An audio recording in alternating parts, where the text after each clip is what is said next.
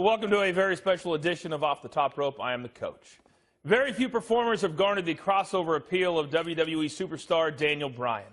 Bryan last night on Monday Night Raw announced his retirement due to multiple head and neck injuries, in particular a serious concussion suffered last April. Bryan is the originator of the Yes chant that became the rally cry for teams across the country, most famously with Michigan State. Let's take you back. Seattle, Washington, Monday night. Daniel Bryan, a chance to say goodbye to the fans one last time. Fresh off the Yes chants last night, Mr. Daniel Bryan. Daniel, I want to start with last night on Monday Night Raw. You announced your retirement, but you did so in your home state of Washington. How difficult was that to do? Emotionally, it was a tough day, and my mom and my sister and my friends were sitting in the front row, straight on the side of hard cam, and I looked down at them, and then I just had to turn away, right? Because it was really, really hard to just not cry, but I was trying to get through it without crying. Let's start with the big reason why, 16-year career, but you stated last night that early on you suffered many concussions. How many concussions would you say you have had? Well, we've been able to document 10 concussions, and as a lot of people who are familiar with concussions know, you can't document all of them. If you were to ask an NFL player how many concussions they've had, it would be impossible for them to say, well, I've been knocked out this time and that time I got my bell rung. But there's also, it's hard to define concussion, when the more literature that comes out about it, the more awareness there is, we're finding out more all the time. So it would be impossible to say. You said that you recently found out that things weren't as okay with your brain as you thought. How did you find out that your career was going to be over? So I went to New York City. I had taken an EEG so I'd taken multiple EEGs before. And for those who don't know, EEGs are measuring the electrical brain currents and that sort of thing. I'm not a doctor, so I'm just trying to explain this as best as I can. But this is a new sort of test that they're doing in the EEG while they're doing reflex testing. And so that's actually measuring how the electrodes are going through your brain as you're doing reflexes and reflex stuff. And all my other EEGs had come out great, right? My EEGs had come out great, my brain MRIs had come out great, my neuropsychological tests had come out great. And so I was looking for something further to support my claim that I could come back to wrestling. But what this had found was that I had some slowing, and I think what they said is a small subacute or chronic lesion in my temporal parietal region, which is an area of the brain that causes seizures. And one of the things that's been hard about this is that I have had post-concussion seizures that I've hid for a long time. And so there was never any evidence to see why I would have these seizures, but then we finally found some. The entire sports world, Daniel, as you know, only starting to understand head injuries. You have a voice, though, and if you had a message for a young athlete who's trying to play their sport in a safer way, what would that message be?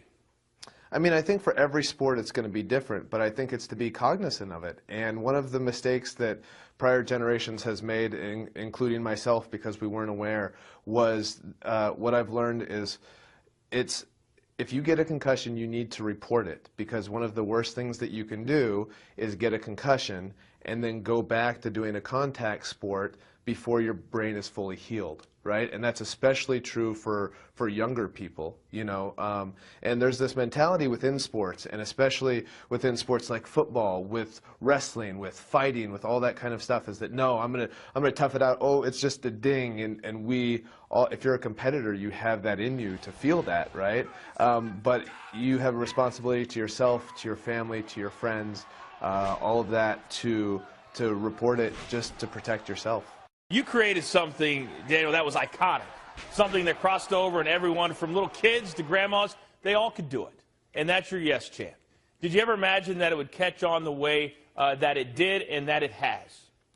No. I started doing it honestly, to be annoying. Right? I did it to be annoying. And you know what? But it's funny because looking back on it, you can see how it would be fun to do, right? A whole arena of people going yes, yes, yes in unison. But I honestly, when I started doing it, I didn't start doing it to get people to do it. I did it to annoy them, so they would be like, "Oh no, not this guy."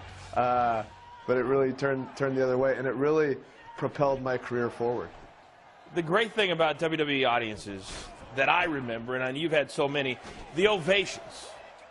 Last night, you had that extended standing ovation with several yes chants, including the boss, Vince McMahon.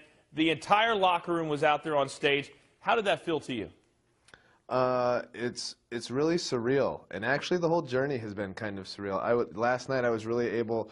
One of the coolest things to me about last night was I was able to just close my eyes, and as there was this amazing reaction, was able to just really feel it. And we don't get a lot of chance to do that, you know, with what we do. And I was able to do that last night, and it was just so touching, the support that I've seen from everybody. I've gotten so many texts, emails, phone calls, tweets, all this kind of stuff, and it really has been unbelievable. What are you going to miss the most? That's like asking me what my favorite gelato is, right? Like sometimes I'm in the mood for peanut butter, sometimes I'm in the mood for chocolate or something else, you know. I think my favorite thing is the people.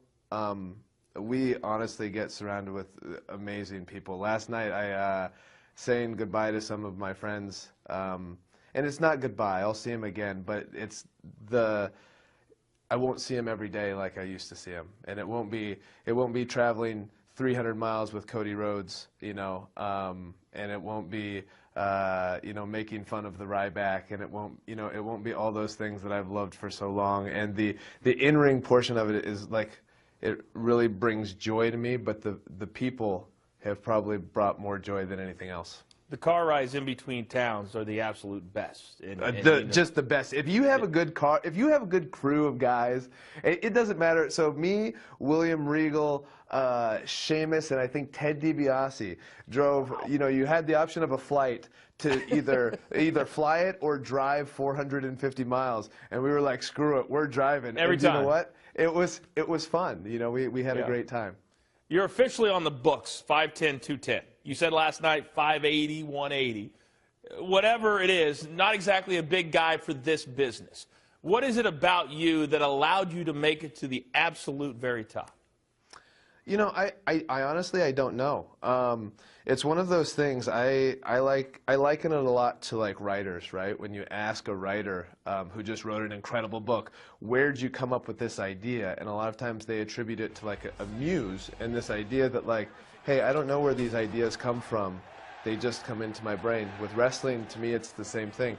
I don't know how that connection with the audience happens, right? And I know that a lot of people say, well, it might be because you did this, or because you did this, or because you did that. But I think that's a lot of just guessing. Sometimes connection you can't explain. I just feel very, very fortunate that I've had that connection with the crowd, because it's brought me an incredible life and some incredible experiences. This may be a gelato question, but what was your favorite moment all time for you? All-time favorite moment, and I talked about it last night, was the 2013 Slammy Awards. The Seattle crowd just hijacked that show. I wasn't supposed to be the star of that show, but they just chanted my name and chanted my name and chanted my name, and that was really cool. Not because of that, but because my dad got to see that, and my dad ended up passing away 4 months later, and that was the last time he got to see me wrestle.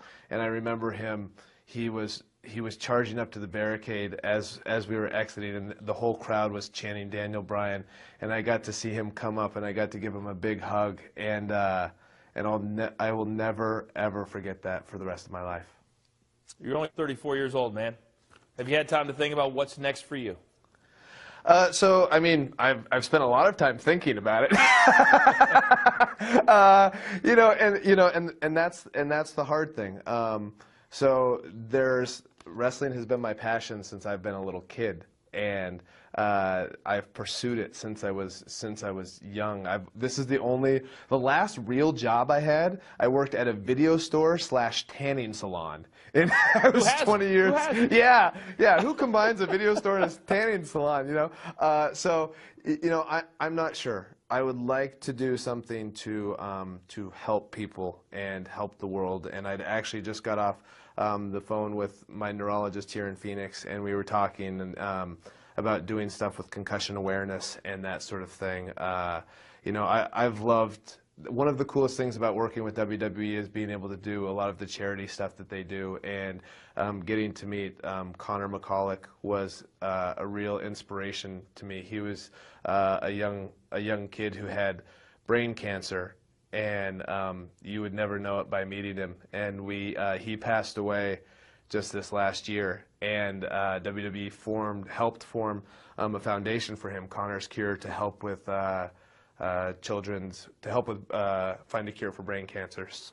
So that's hard for me because that was a really emotional time for me, and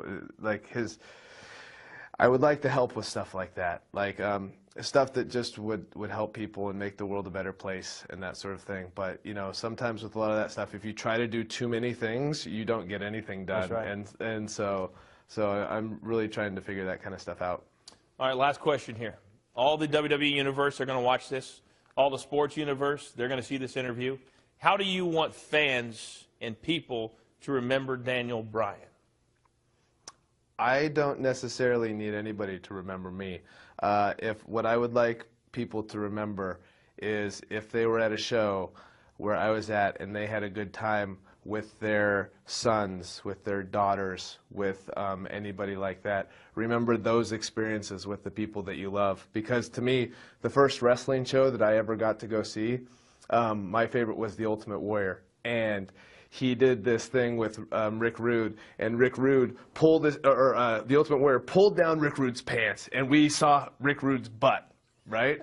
And it was the first male butt my sister had ever seen, right? My dad and I and my sister have